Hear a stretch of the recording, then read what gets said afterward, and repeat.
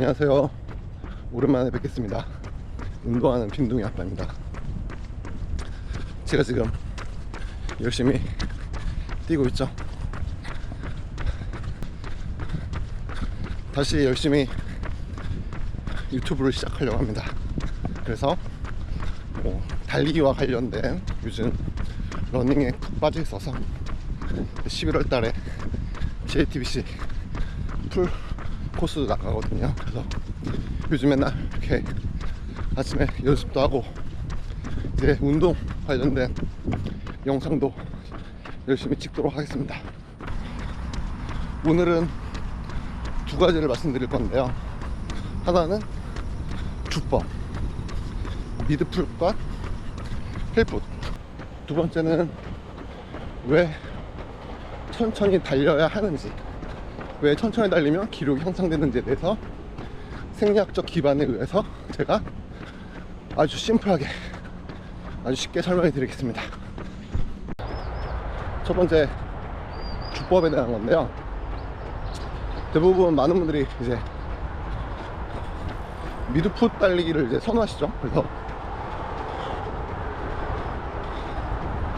부상 예방도 되고 기록 향상에도 좋은 효율적인 주법이 미드풋이다. 그리고 예전부터 전통적인 발 뒤꿈치 착지, 힐풋 같은 경우는 부상 염려도 있고 효율이 떨어진다, 이렇게 많이 생각하고 계신데, 제일 큰 건 뭐 부상이겠죠. 주법에 대한 연구가 시작된 계기가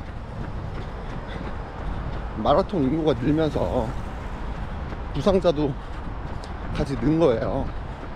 근데 여기서 중요한 거는 전체적인 러너들이 늘었기 때문에 비율적으로 부상자도 같이 는 거지, 갑자기 부상률이 10%였다가 30%, 20%로 확 늘어난 게 아니란 거죠. 그날은 힐스트라이프시 뒤꿈치 착지가 부상을 유발하는, 증가시킨 원인이 아니란 겁니다. 그런데 아무래도 이제 부상이 발생하다 보니까 그 원인을 찾기 위해서 연구들이 많이 시작됐죠. 아마 일반인분들이 아는 대표적인 연구가 그 하버드 대학교 하만 박사님인가? 그분이 연구하신 결과를 보고 이제 미드풋이 안전하고 힐풋이 충격이 커서 부상을 많이 유발하는구나 생각할 수 있겠는데, 다른 유사한 연구에서는 정반대의 결과가 나오기도 했어요. 그래서 하만 박사님의 그 연구 결과는 보면 미드풋 달리기가 아닌 힐풋 달리기 주자 같은 경우는 충격이 컸던 게 오버스트라이드, 즉 지면을 밟는 위치가 내 무게중심 아래가 아니고 내 무게중심보다 앞으로 멀리 떨어져 있었기 때문에 충격이 더 컸던 거예요. 그래서 아직 미드풋과 힐풋이 부상과 어떤 상관관계가 있는지는 유의미한 결과가 나오진 아직 않았습니다. 제가 생각하기에 힐풋, 미드풋, 포어풋은 속도와 연관이 큰 것 같아요. 발을 해부학적으로도 포어풋, 미드풋, 힐풋으로 나누는데, 추진력, 앞으로 나아가는 추진력은 포어풋이에요. 발가락 그쪽에서 이제 추진력을 갖고, 미드풋 칼풋은 안정성입니다. 안정성. 그래서 100m 선수들, 단거리 선수들은 다 포어풋이잖아요. 스파이크를 봐도 그러고. 그래서 주법은 좀 속도와 연관이 있는 것 같고요. 제가 뒤꿈치 착지를 하는 이유는 아주 간단해요. 바로 효율성 때문에. 효율성, 움직임 효율성 때문에 그런 건데, 설명해 드리면, 근육은 세 가지 성질을 갖고 있거든요. 원래 길이로 돌아가려고 하는 탄성, 그리고 끈적끈적한 점성이 있어. 그래서 점탄성, 마지막으로 완전히 변하려고 하는 가소성, 이렇게 있는데, 힐풋의 경우 보세요. 뒤꿈치부터 착지를 하게 되면 어떻게 되죠?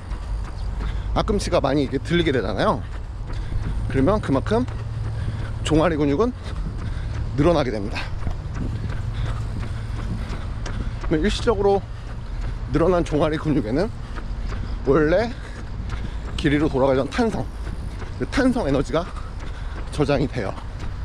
그러면 그 탄성 에너지와 내가 앞으로 나갈 때 쓰여야 하는 종아리 근육, 이 두 개의 힘이 합쳐지면서 더 강력하게 앞으로 나갈 수 있는 거죠. 그러면 미드풋 주자보다는 확실히 종아리 근육에 탄성 에너지를 더 쓸 수 있으니까 종아리 근육이 피로도가 덜 할 것이고, 그러면 하프 마라톤 풀코스 달리면서 종아리 경련 오는 분들은 많은 도움이 되겠죠. 두 번째로는 이제 부상과 관련된 건데, 우리가 이렇게 착지를 할 때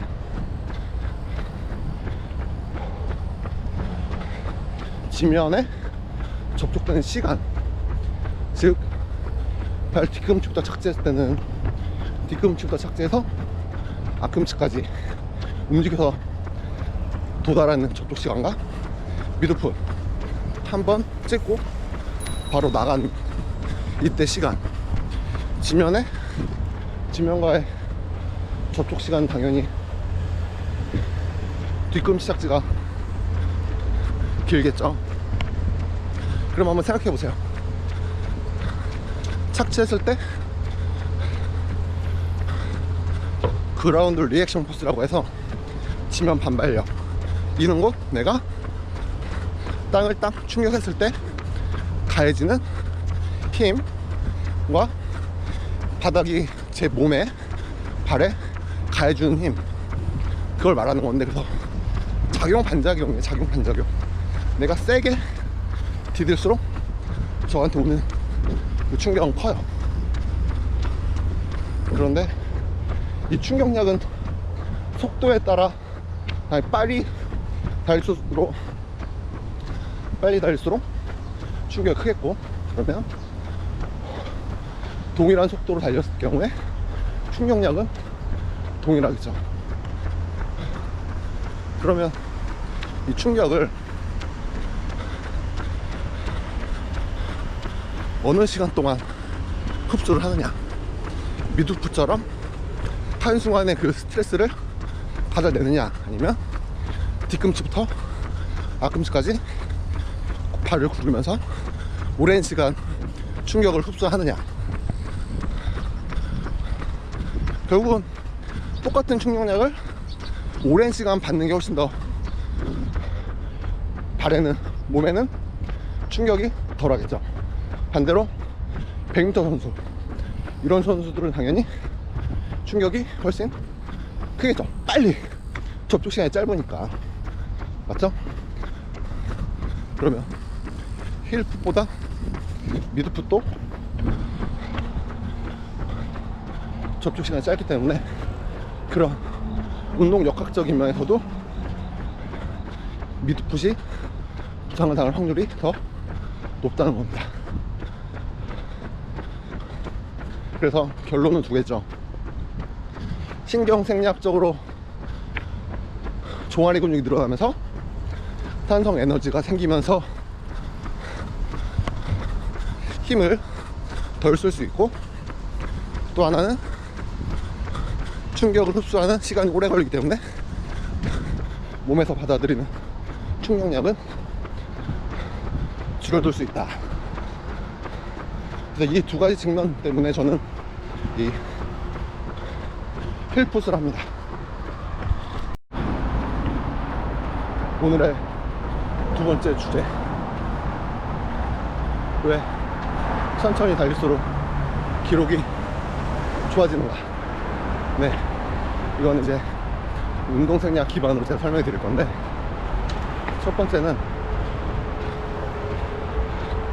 젖산이라고 많이 아시죠? 들어보셨죠? 근데 아직까지 젖산이 피로물질이라고 생각하고 알고 있는 분들이 많은데, 젖산은 피로물질이 아니에요. 단지 탄수화물을 에너지를 사용할 때 나오는 부산물과 같은 거고, 이 젖산이 근본적인 피로를 유발하기보다는 이 ATP라고 하는 에너지원이 쪼개지거든요. 가수분해될 때 수소이온도 같이 발생을 해요. 수소. 그러면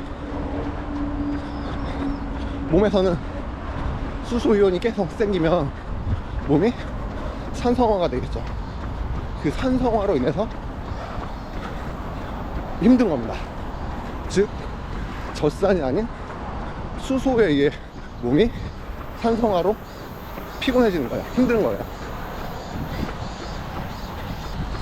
그럼 이 수소는 어떻게 제거하느냐. 수소 같은 경우는 젖산 셔틀에 같이 실려서 이동을 하게 되는데, 산화되거나 대부분 산화가 돼요. 그래서 얼마큼 산화 능력이 중요하냐. 맞죠? 수소를 빨리빨리 산화시켜야지 몸이 산성화해서 중성화가 되면서 피로를 덜 느낄 거 아니에요? 그러기 위해서는 이 산화 능력이 중요해요. 근데 이런 산화 능력 같은 경우는 이렇게 저강도, 완전 저강도 운동에서 그런 산화 능력이 향상이 됩니다. 그럼 이 젖산은 어떻게 되느냐. 젖산도 마찬가지로 대부분 산화가 되던가 아니면 간으로 이동해요. 젖산 셔틀에 태워서, 그래서 간에 가서 코리사이클이라고 해서 그런 시스템이 한 바퀴 돌면 이제 다시 당으로 바뀌게 됩니다. 그래서 이게 새로 젖산이 새로 에너지로 쓸 수가 있는 거죠. 중요한 거는 바로 젖산을 갖고 이제 운동 강도를 다 설정하는 건데, 젖산이라고 하는 거는 아까도 말씀드린 것처럼 탄수화물이 에너지로 사용되기 위해서 포도당으로 쪼개져요. 이걸 이제 해당 과정이라고 하는데, 이게 해당 과정을 거쳐 크랩스 회로라고 하는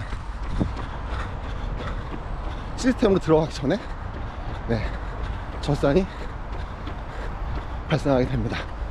이 말은 즉 탄수화물을 에너지로 쓰는 운동 강도구나, 그렇게 생각하시면 돼요.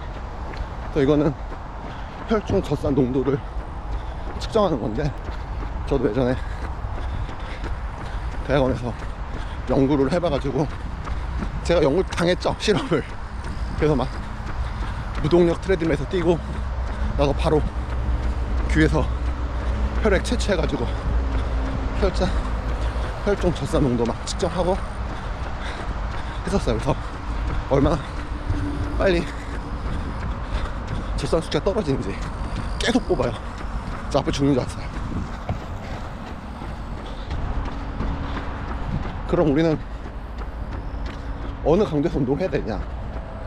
젖산이 생기지 않는, 즉 탄수화물이 아닌 지방을 에너지로 쓰는 구간, 거기서 운동을 저강도로 쭉 해주셔야 돼요.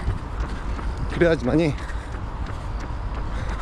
이 지방대사, 지방이 에너지로 쓰이고 산소를 이용해서 수소나 젖산을 산화시키는 이런 능력이 향상이 됩니다.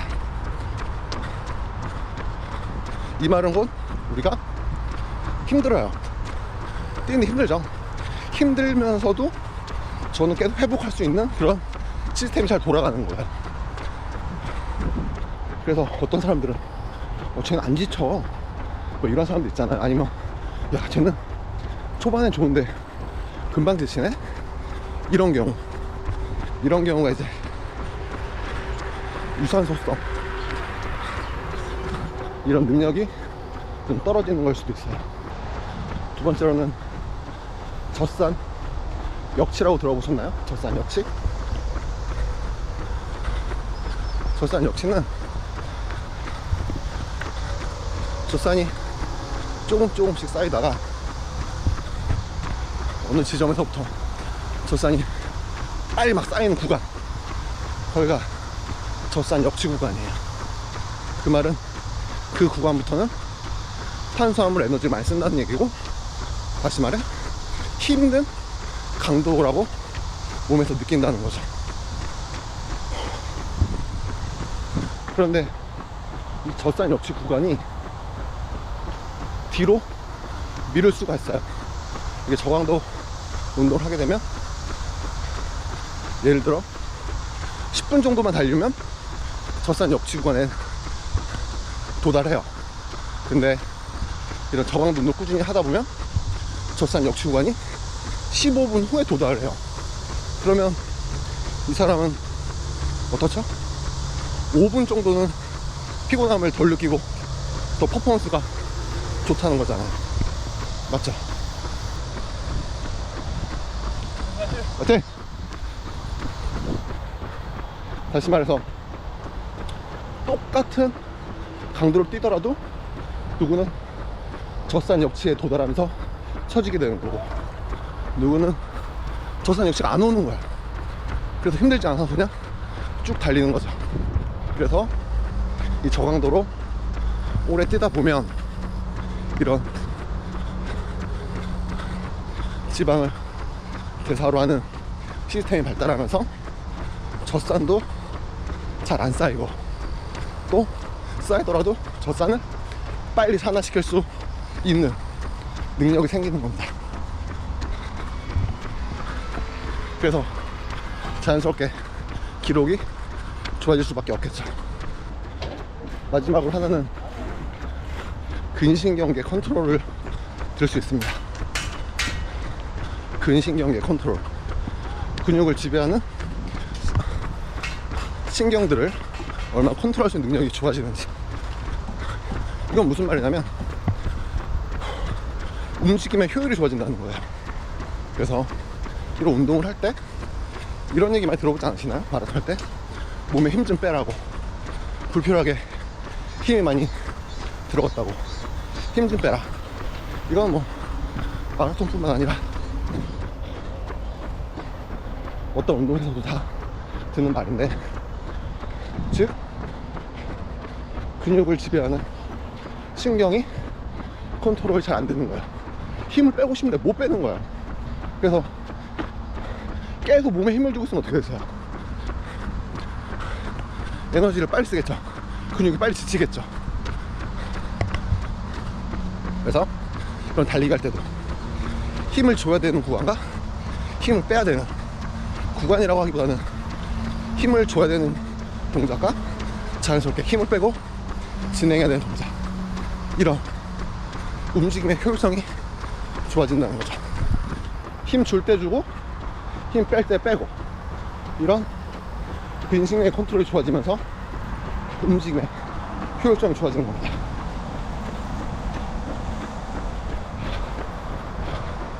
네, 오늘은 여기까지 할게요.